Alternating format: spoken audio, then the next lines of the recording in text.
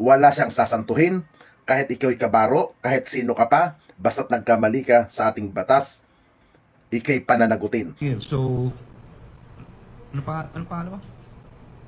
Medyo Villanueva po, sir. Hindi po talaga maiiwasan na mayroon ilan-ilan na mga kapulisan na gumagawa ng hindi maganda. Ayan, sa lahat ng mga followers ko, pakisuportahan nyo nga po pala ang ating NCRPO na National Capital Region Police na si Police Major General Jose Melancio Nartates Jr. Ayan, sir, salut po kami sa iyo. Ingat po kayo and God bless. At lagi nyo po tatandaan, mahal na mahal po kayo ni Papa Toto. Let's go! Isang mapagpalang umaga sa iting lahat, mga kaibigan. Alam nyo, nakakalungkot isipin na kahit anong ganda ginagawa ng ating pamunuan, ng kapulisan, na kung saan gusto nilang malinis sa pamumuno ng ating kasalukuyan National Philippine PNP, sa pamumuno ni Police Director General Francisco Romel Marbel, na linisin, maging maayos ang PNP. Hindi po talaga maiiwasan na mayroon ilan-ilan na mga kapulisan na gumagawa ng hindi maganda. Kagaya na lang po nito sa nangyari nung isang araw na kung saan may mga ilan kapulisan na nasangkot sa kidnapping sa mga Chinese na kabataan at sa Malaysian. Pero, blessing in disguise, kahit na sila ay pulis, sila po ay hinuli, nakasuhan, at ngayon, hinarap sa publiko. Ang sabi nga ni General Francisco Marbel, hindi talaga maiiwasan sa isang organisasyon na may mga ganong tao. Pero lagi po nating tandaan na may mga pulis pa rin po na matitino, mabubuti, na gumagawa ng maganda para sa ibubuti ng organisasyon. At may mga pulis naman talaga na tapat sa serbisyo, na tunay na nagmamalasakit. Kaya nga po, doon sa nangyaring pagkakaaresto sa 4 na pulis, na kung saan walang kagatol-gatol na inaksyonan kaagad ng pamunuan ng National Capital Region sa pamumuno ni Police Major General Jose Melancio Nartates Jr. na wala siyang sasantuhin, kahit ikaw'y kabaro, kahit sino ka pa, basta't nagkamali ka sa ating batas, ikaw'y pananagutin. Kaya ako'y nagpapasalamat dahil ipinapakita ni General Nartates na isa siyang tapat na pulis, isa siyang tapat na officer, isang tapat na opisyal, na kahit ikay anong ranggo mo, basta't gumawa ka ng hindi maganda, ikay pananagutin. Kaya naman, nagtanong tayo sa mga kaibigan natin dito sa social media, na mga kilala rin naman ng mga influencer, kung ano ang naging reaksyon nila. Lahat ang sinasabi ay puro positive. Sila'y naniniwala at sila'y sumusuporta sa liderato ni National Capital Region Police Chief Jose Melancio Nartates Jr. na ipagpatuloy ang ginagawang mabuti para sa ikabubuti at para sa kaligtasan ng ating mamamayan. At yun naman po talaga ang gustong mangyari ng pamumuno ni General Nartates kasama ng ating PNP Chief na si General Marbel. Kaya again, lagi nating tandaan, suportahan natin ang ating kapulisan. Huwag po tayo mawalan ng pag-asa. At lagi nyo rin pong isipin, mas marami po ang pulis na tapat sa serbisyo, na handang magbuwis ng buhay, alang-alang sa kaligtasan ng ating mga kababayan. Yo, what's up? This is Papa Toto. At syempre, bago ang lahat, ayan, sa lahat ng mga followers ko, pakisuportahan nyo nga po pala ang ating NCRPO na National Capital Region Police na si Police Major General Jose Melancio Nartates Jr. Ayan, sir, salut po kami sa iyo. Ingat po kayo and God bless. At lagi nyo po tatandaan, mahal na mahal po kayo ni Papa Toto. Let's go! Yo, what's up mga kagonggang kilabot? Siyempre, huwag po natin kalimutang suportahan si Police Major General Jose Melancio Nartates Jr. ng NCRPO. Yan, suportahan po natin sila Huwag natin kakalimutan, syempre, mula sa Gonggang Kilabot. Peace out.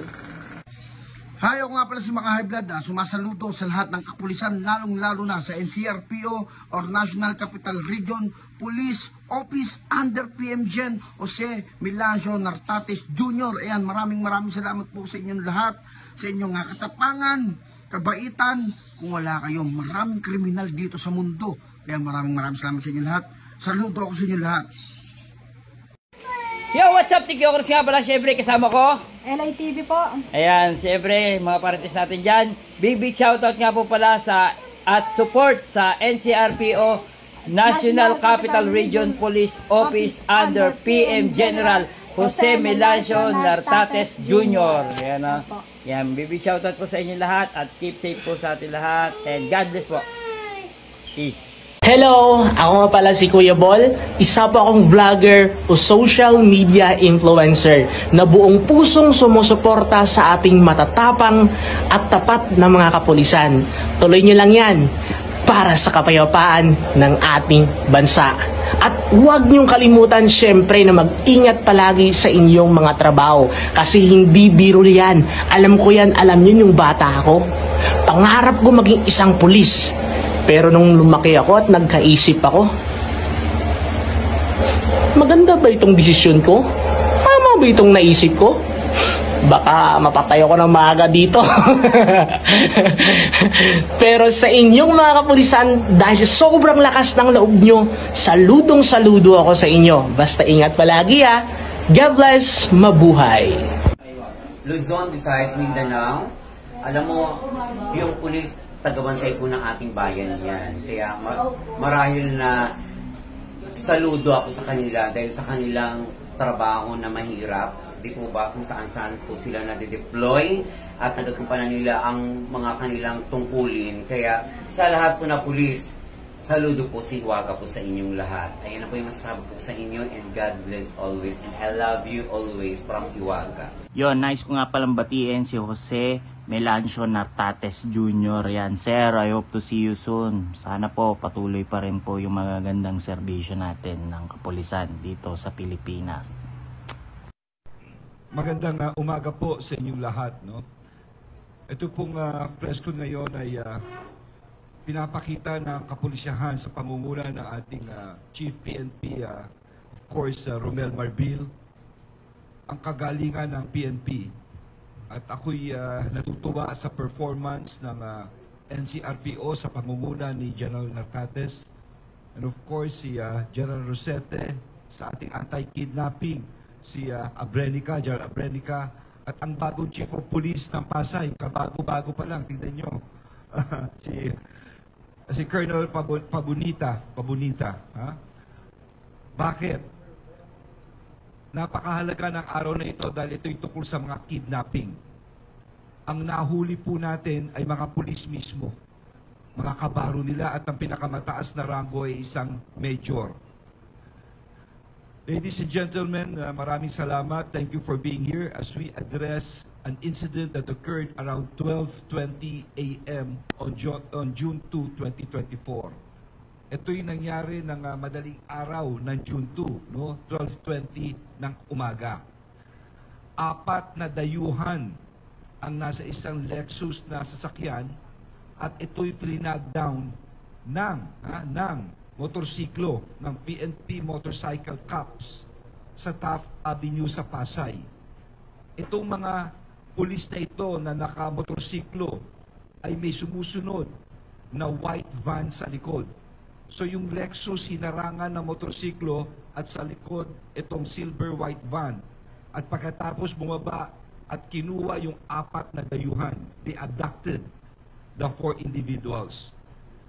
Ngunit may nakatakas na 2 dayuhan at ito'y managed to escape and sought help from barangay officials.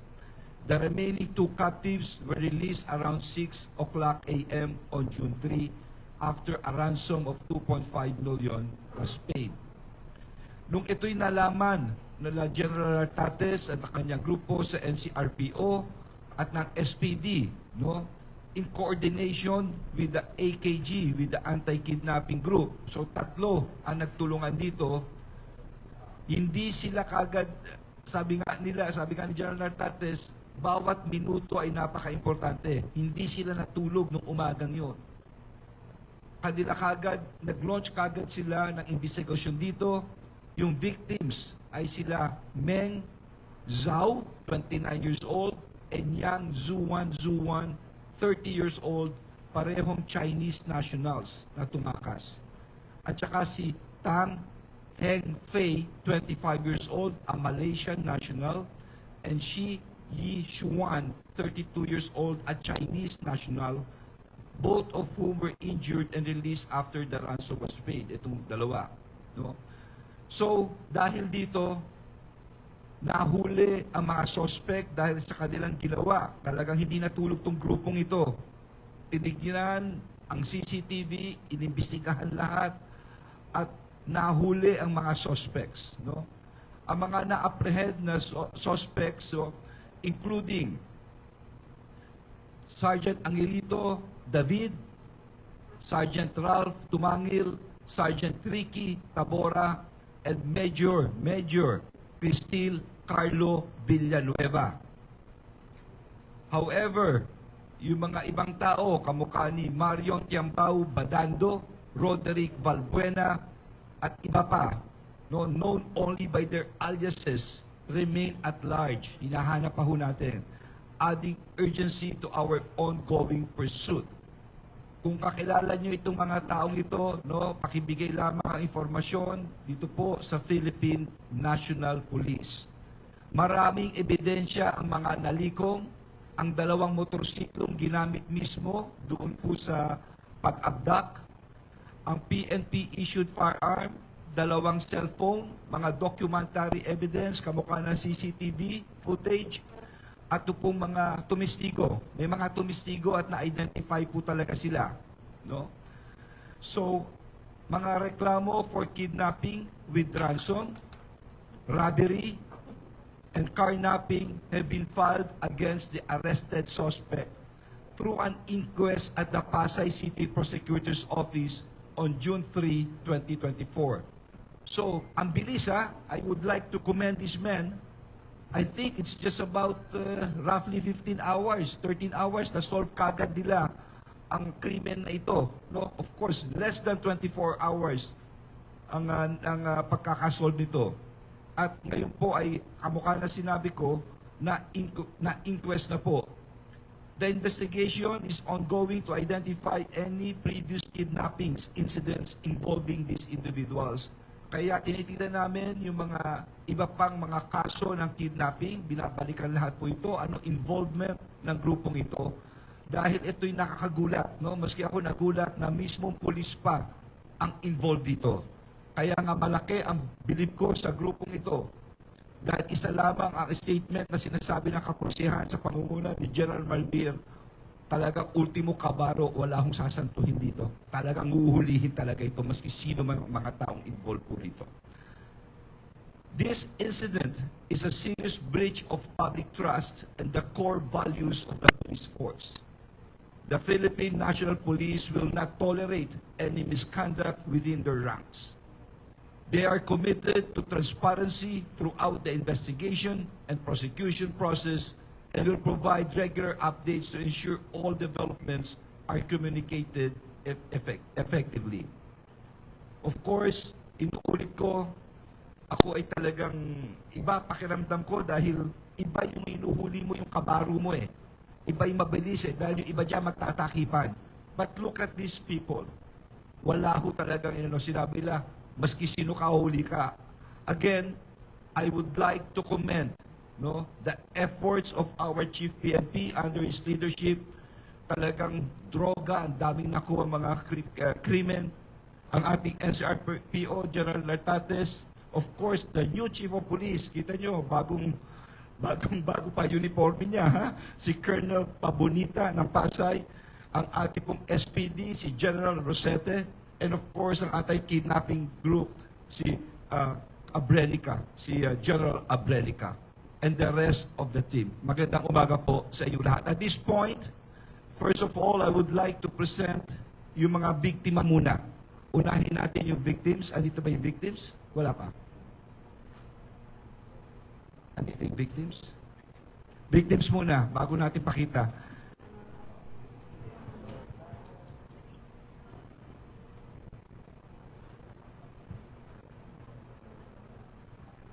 Oh, pwede lang, ano. Pasensya na kayo kung tinatakpan namin ang mga muka nito dahil yung pong mga human rights issues, kaya namin tinatakpan yung mga muka ng mga akusado. Uunahin ko muna yung biktima bago ko ipakita yung mga akusado. Okay. Baka kasi maghalo, malito kayo eh. Apat na pulis ang sa ngayon, pero marami pa kaming hinahanap. Apat na pulis.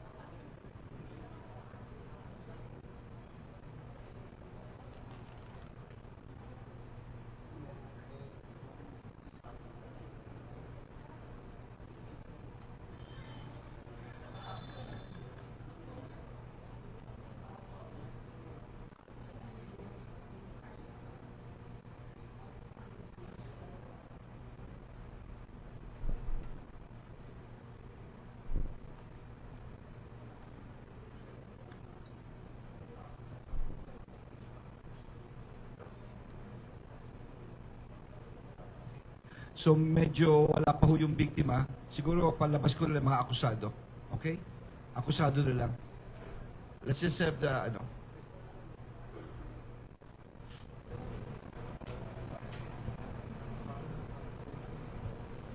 Ito po yung ating mga Chinese at Malaysian na naging biktima po, no? And at this point, I would like to assure our Filipino patriots and of course our foreign nationals in the Philippines that the PNP will always make sure that you are secured. No? May interpreter ba tayo? Yeah. Okay. Yeah. Meron ba silang gusto sabihin? Whatever. Yeah.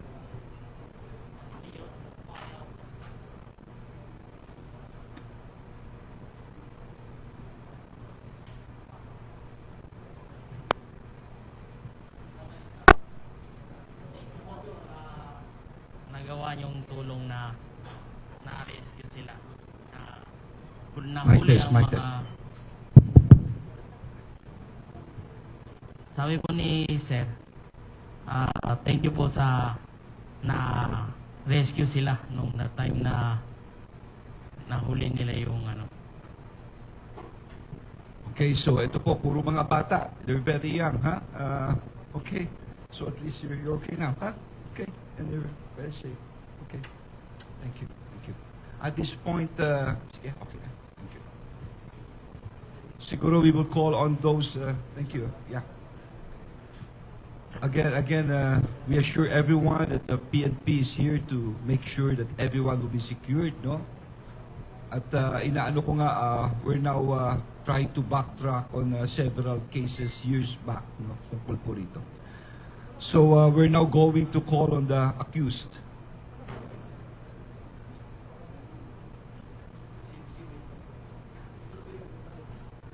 Ito yung dito ka sa Major Villanueva. Ito. Saan naka-assign siya? Si Major Villanueva is from Pasay. Ito, sino to? Pangalan mo?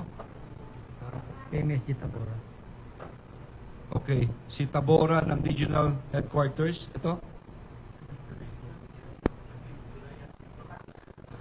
Okay, ito, tiga Makati. Si David alias Gulayat. Ha? Okay. Ito. Tumangil, sir. Sa NCRP ko po. Okay, logistics daw ito si Sumangil. So, ano pangalan mo? Major Villanueva po, sir.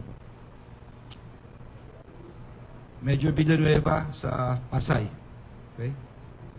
So nakita nyo, Pasay, Makati, eto, tutuluyan namin ang kaso ito.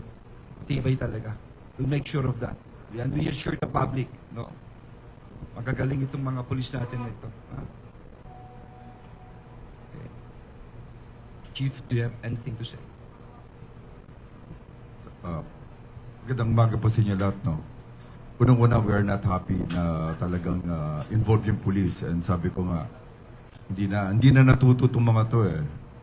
Hindi na nakita, this is a life imprisonment. You destroyed yung buhay nyo. And you destroyed yung tiwala ng mga tao sa police natin. Ito po yung hindi po matama ang ginagawa ng mga to. But anyway, ang sasabi ko lang, sir, may modus operandi and we are very concerned dun sa modus operandi nila. Initially, we are briefed by NCRPO, General Artates, na yung ginamit ang motor is yung, number one, it's issued motorcycle, and the other one is yung civilian na nilagay na blinker. So, after that, I need to call yung high patrol, and we're very strict dun sa mga motorcycle na mga civilian with the blinkers. Kasi ito po yung nagagamit ng mga ibang tao. And we hope na hindi na ito maulit. Malaking babala ito dun sa mga taong gumagawa, and we will not in any way be forgiving. Sabi po ng ating minamahal SILG, lahat ng pulis na involved, wala na tayong patawad. At hindi po talaga tayong papatawad. And we will make sure that itong mga tao, they will die in prison. Sisiguraduhin po natin yan.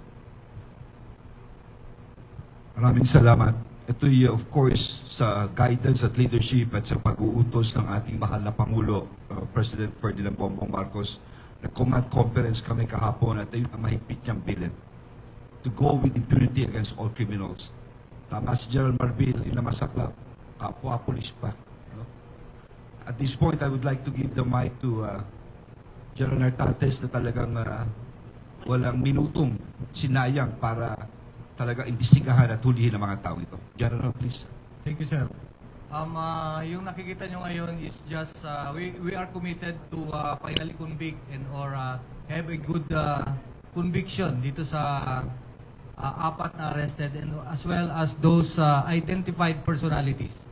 And we will not stop from filing of criminal charges, but of course, ako yung regional director and I have administrative jurisdiction over this personnel.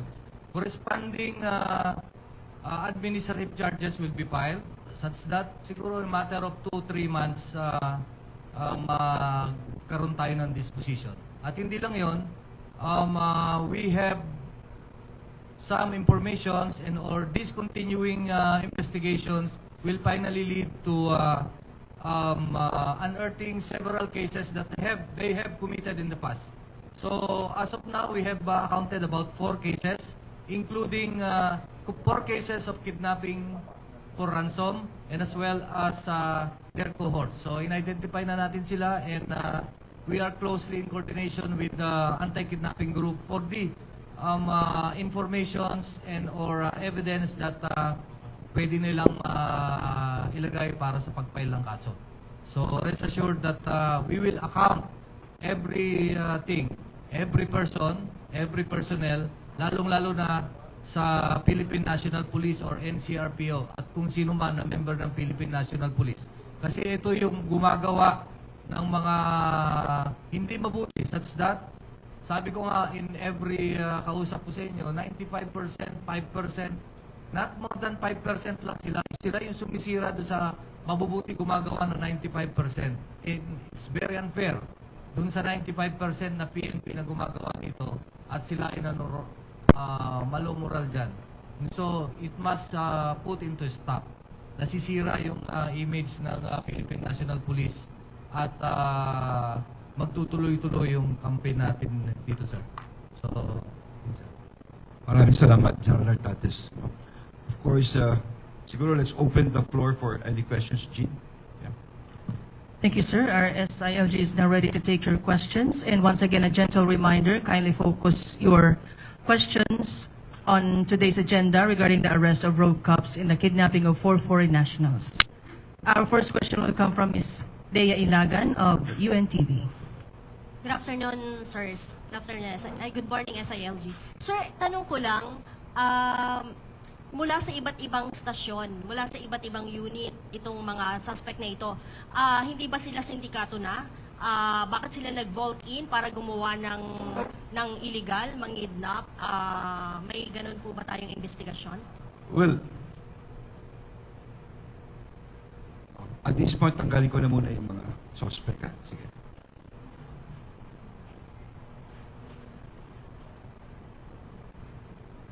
Lumalabas sindikato na nga ito. No? It's a syndicate dahil, tignan mo, more than 2 or 3 who group themselves for a common illegal purpose. No? Would be termed as a syndicate. That, the way that our investigation is going, ganun nga.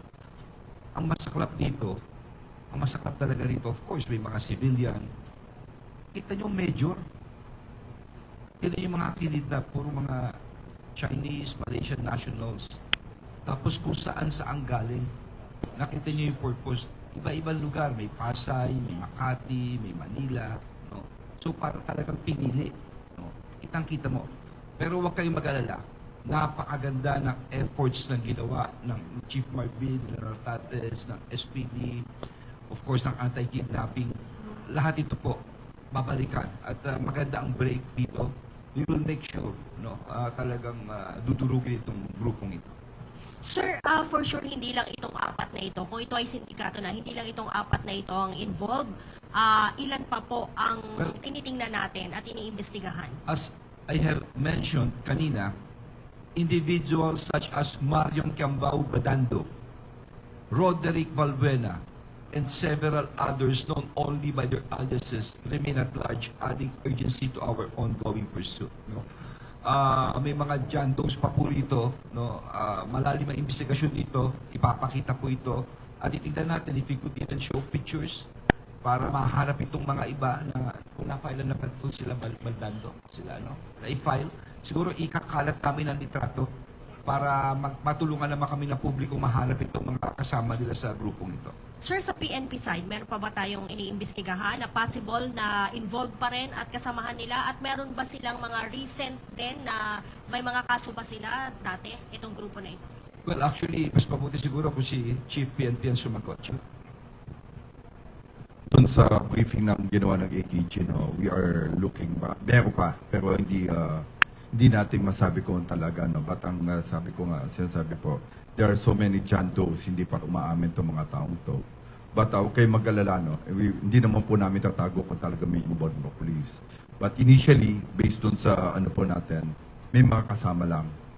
Baka hindi naman talaga involved sa kidnapping, but just giving details. But we'll just make a report sino po ano pa yung mga involvement ng mga tao na to dun sa previous kidnapping. Thank you, sir. Thank you, sir. Next question will come from Mr. Alfred Dallison of People's Journal. Morning, sirs. Sir, question lang. Before, ang ginagawa ng modus operandi, binabangga yung mga targets ng kidnapping, robbery holdups. This time, motorcycle riding cops na po ang nagbabangga. Kahit sino pong tao, pag hinarang ng motorcycle riding cops, hihinto po. Only to find out na kikidnapin sila o hold upin. Ilang beses na pong nangyari itong ganitong modus operandi. Lalo na po sa Skyway, maraming ganyan po nangyayari, sir. Okay. Kanina nag-uusap kami ni Chief PNP at of course the General Nartates, General Abrenica. Naalala nyo yung before mga nag-moonlighting sa mga pogo na mga motorcycle cops. So nag-i-stricto ngayon si Chief PNP rito. Very strict. At ito nga ang nagbunga nga rito, isa rito. Ito ang dahilan, no? Na talagang itong mga motorsiklong ito, biro mo ginamit yung mga motor pa ng gobyerno. Isipin mo yun. Ganong kablitan itong mga taong ito.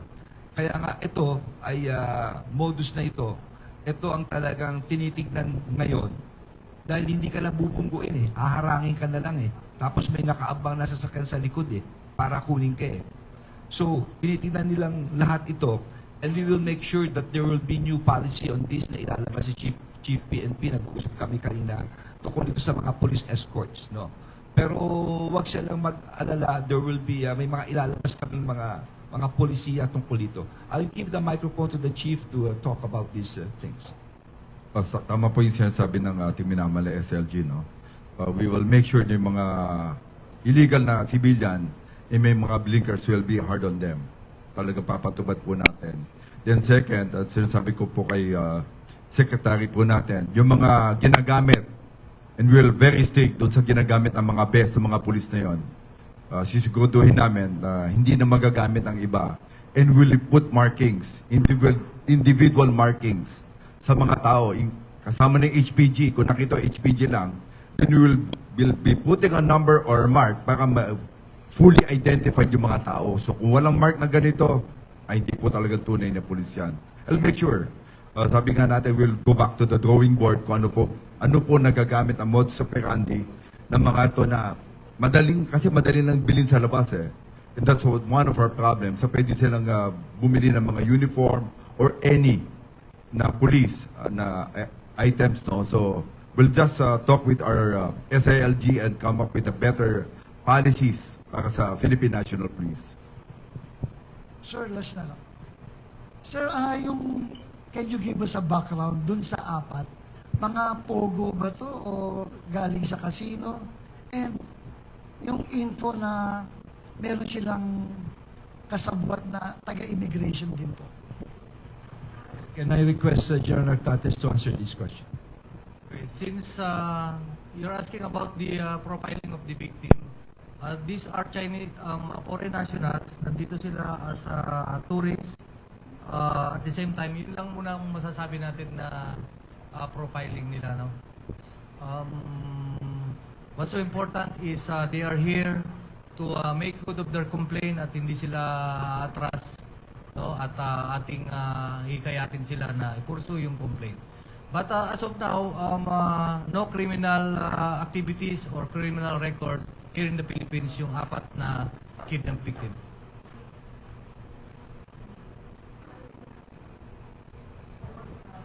Taga-immigration?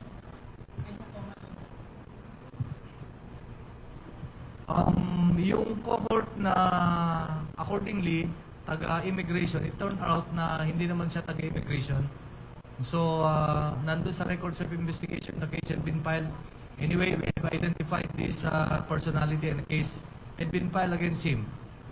Yesterday, there was an inquest, or the other day, Monday night, na inquest na yung apat, and naming these two persons na nasabi ni SILG kanina as respondents also, including 4 John Does and 4 named by their aliases. So we accounted about 14 of them. For this 14 suspects, for this case only, kidnapping for ransom, kidnapping on Sunday, 12:20 a.m. Sunday. So remember, we still have cases that we are pursuing. Sinabi ko kanina about 4 cases of kidnapping of the same, utilizing the same modus at yung mga kasama nila at sila, and we are in coordination with the anti-kidnapping group. Sampu pa, civilian yun? Doon sa 14? Sampu, 4 civilian na. Yung 10? Yes. At large. Biktima. Meron ba silang spotter? Sino ang nagturo sa kanila na may foreigner na ganito dito? Yun. Sige, I will leave this to the Chief of Police. But ito ang magtuturo noon. Ang magtuturo noon, of course, is kung ano yung profiling nila. Sila yung mastermind, most probably, yung dalawa na civilian, na name. Yung may name doon. Okay? Yung magandang umaga po. So yung modus nila is meron lang yung i-inform dun sa mga kasamahan na police na merong i-operate, ipa-plug down lang yung sasakyan. So allegedly may mga kaso. Then yun, iano na nila yung i-kidnap na nila yung mga biktima. Mga foreigner, yes. usual target nila is foreign nationals.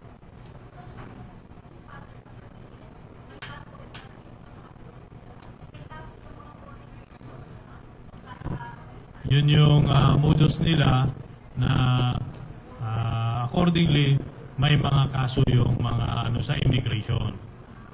Yun yung mga wala namang kaso.